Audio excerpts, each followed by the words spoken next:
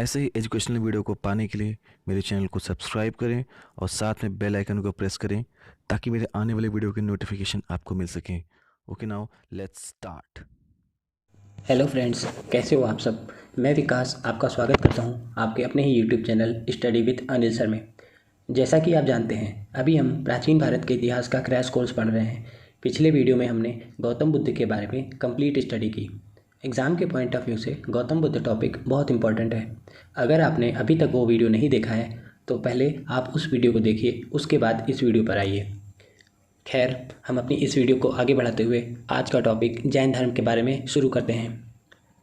तो दोस्तों, जैन धर्म के संस्थापक एवं प्रथम तीर्थंकर ऋषभदेव थे। अब आप सोच रहे होंगे तीर्थंकर किसे कहते हैं। तो जैन धर्म में तीर्थंकर उन व्यक्तियों के लिए प्रयोग किया जाता है जो स्वयं तप और ध्यान के माध्यम से आत्मज्ञान को प्राप्त करते हैं।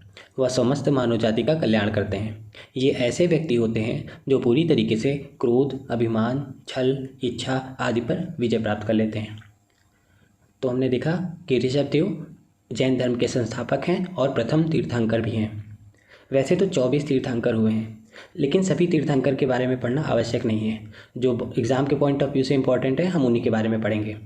तो हमने देखा कि प्रथम तीर्थंकर ऋषभदेव और जैन धर्म के 23वें तीर्थंकर पार्श्वनाथ थे, जो काशी के इक्ष्वाकु वंश के राजा अश्वसेन के पुत्र थे।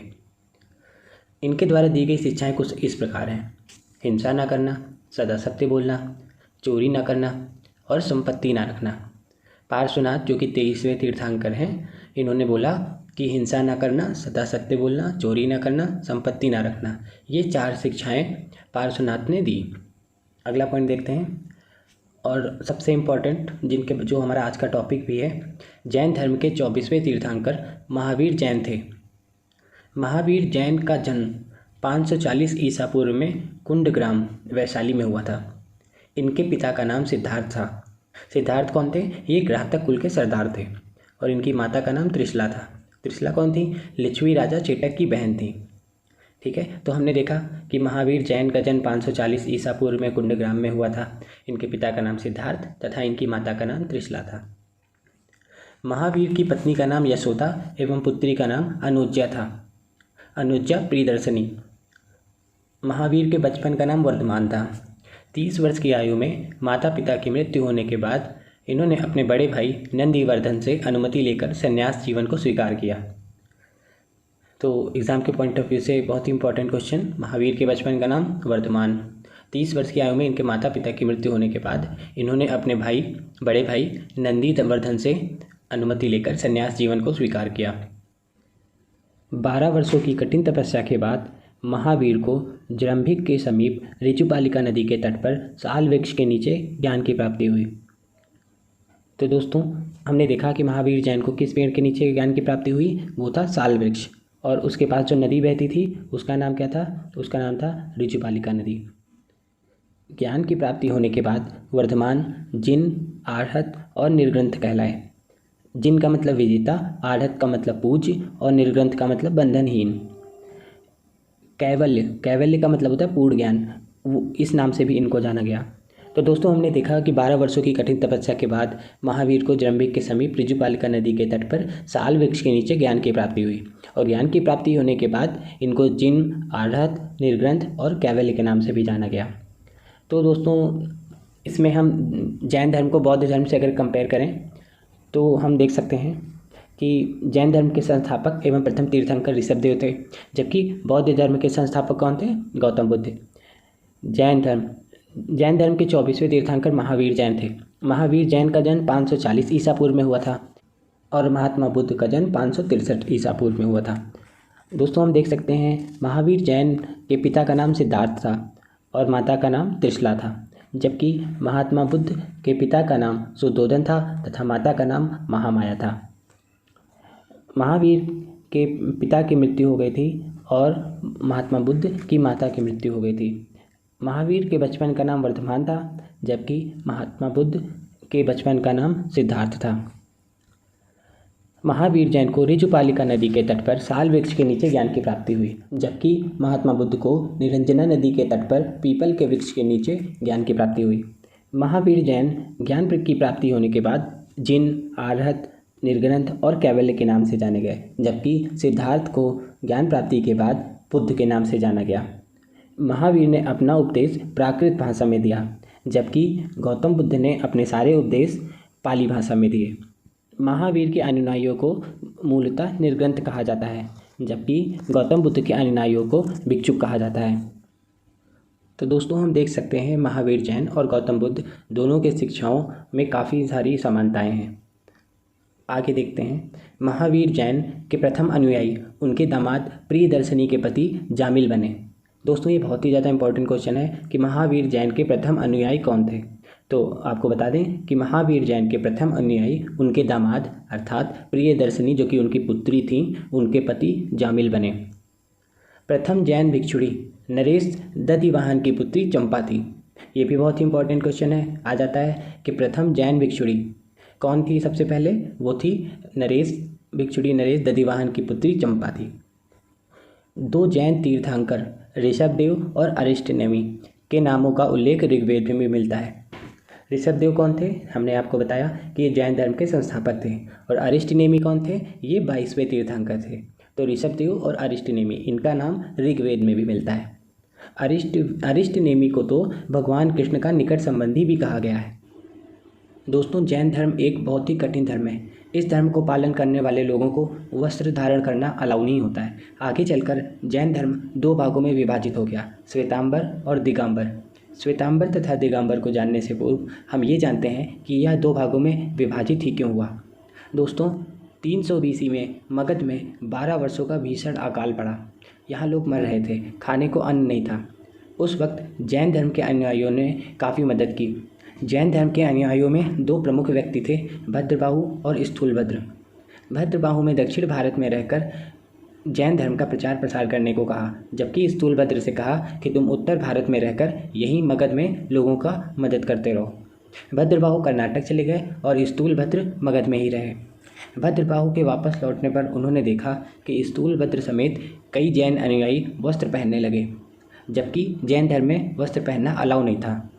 इसलिए इनके बीच में दरार पड़ गया और जैन धर्म दो भागों में विभाजित हो गया, श्वेतांबर और दिगंबर में। ठीक है, इसके बाद देखते हैं कि कौन श्वेतांबर कहलाए, कौन दिगंबर कहलाए। भद्रबाहु के जितने भी शिष्य थे वो नग्न रहने वाले थे, इसलिए उन्हें दिगंबर कहा गया।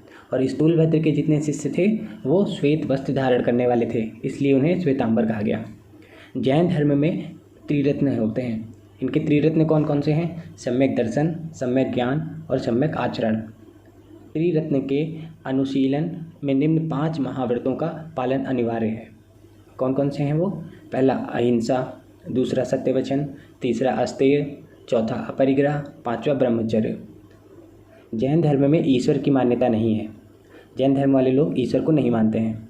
जैन धर्म में आत्मा की मान्यता है। इनका ऐसा मानना होता है कि शरीर में एक आत्मा होती है। महावीर पुनर्जन्म एवं कर्मवाद में विश्वास करते हैं। महावीर जैन का मानना है कि पुनर्जन्म और कर्मवाद होता है।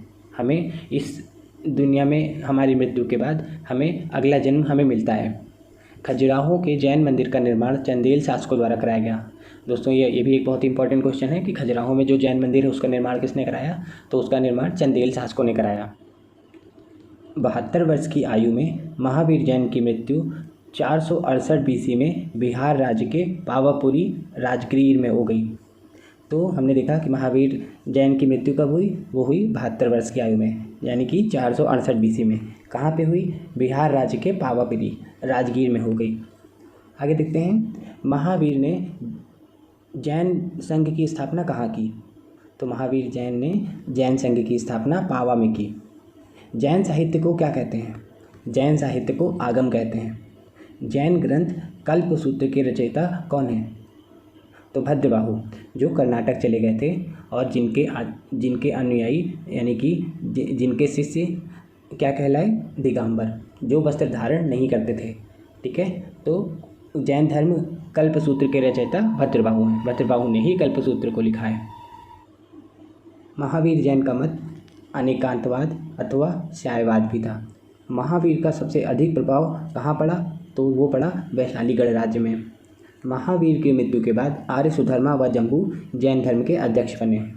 श्वेतांबर ये कौन थे? श्वेतांबर हमने देखा कि जो श्वेत वस्त्र धारण करते थे और जो स्थूल बाहु के शिष्य थे। तो श्वेतांबर क्या करते थे, ये आगमों में विश्वास करते थे। आगम किसे कहते हैं, जैन ग्रंथों को आगम कहते हैं। तो श्वेतांबर आगमों में विश्वास करते थे, जबकि दिगंबर ये आगमों में विश्वास नहीं करते थे। दिगंबर कौन होते हैं, जो वस्त्र धारण नहीं करते हैं। उत्तर भारत में मथुरा व उज्जैन जैन धर्म के केंद्र थे। उस समय मथुरा और उज्जैन क्या थे, जैन धर्म के केंद्र थे। महावीर स्वामी ने कहा है, जियो और जीने दो। जैन मंदिरों को वसादी बोला जाता है। वसादी, जैन मंदिर को वसादी बोलते हैं। जैन धर्म के ग्रंथ अर्धमगधी भाषा में लिखे गए हैं, जो आगे चलकर अपभ्रंश कहलाए। अपभ्रंश भाषा का पहला व्याकरण हेमचंद द्वारा किया गया। जैन धर्म विश्व विनाशकारी प्रलय की अवधारणा में विश्वास नहीं करता। जैन धर्म का मानना नहीं है कि सृष्टि बार बार बनती है और बार बार नष्ट होती है। 14 पूर्व सबसे पूर्वकालिक जैन ग्रंथ है। जितने भी जैन ग्रंथ हैं, यानी जितने भी आगम हैं, उनमें सबसे पूर्वकालिक कौन सा है, उसका नाम है 14 पूर्व। दोस्तों आगे चल के जैन धर्म की समितियों के बारे में पढ़ते हैं। जैन धर्म की 2 समितियां हुई हैं, एक हुई है 300 BC में और दूसरी हुई है 513 AD में। 300 BC वाली जो प्रथम जैन समिति हुई, वो हुई स्थूलभद्र की अध्यक्षता में राजा चंद्रगुप्त मौर्य के समय में। और कहाँ पे हुई, पाटलिपुत्र में। और 513 AD में दूसरी समिति हुई देवर्धि छमश्रवण इनकी अध्यक्षता में। और स्थान कौन सा था, बल्लभी, यानी गुजरात में। अब दोस्तों बौद्ध और जैन दोनों में हम कुछ कंपैरेटिवली स्टडी करते हैं। पहला देखते हैं, बौद्ध तथा जैन दोनों ईश्वर को नहीं मानते थे। दोनों में ये समानता थी कि बौद्ध और जैन दोनों ने ईश्वर की अस्तित्वता को नकार दिया। बौद्ध ने आत्मा को मानने से इनकार किया, जबकि जैन आत्मा की उपस्थिति मानते हैं। बौद्ध धर्म का मानना है कि इंसान के शरीर में आत्मा जैसी कोई चीज़ नहीं होती, जबकि जैन धर्म का मानना है कि हर इंसान के शरीर में एक आत्मा होती है।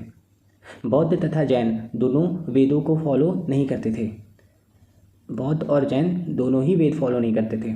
और बौद्ध की भाषा पाली थी, जबकि जैन की भाषा प्राकृत थी। बौद्ध तथा जैन दोनों पुनर्जन्म को मानते थे। तो दोस्तों इसी के साथ हम यह वीडियो समाप्त करते हैं। आशा करते हैं आपको हमारा ये वीडियो पसंद आया। अगर आपको पसंद आया तो कमेंट्स में लिख के हमें बताइए कि आपको ये वीडियो कैसा लगा। और साथ ही हमारे YouTube channel study with Anil sir को ज़्यादा से ज़्यादा सब्सक्राइब और शेयर करिए। साथ ही में लाइक और बेल आइकन को भी प्रेस करिए। Thank you.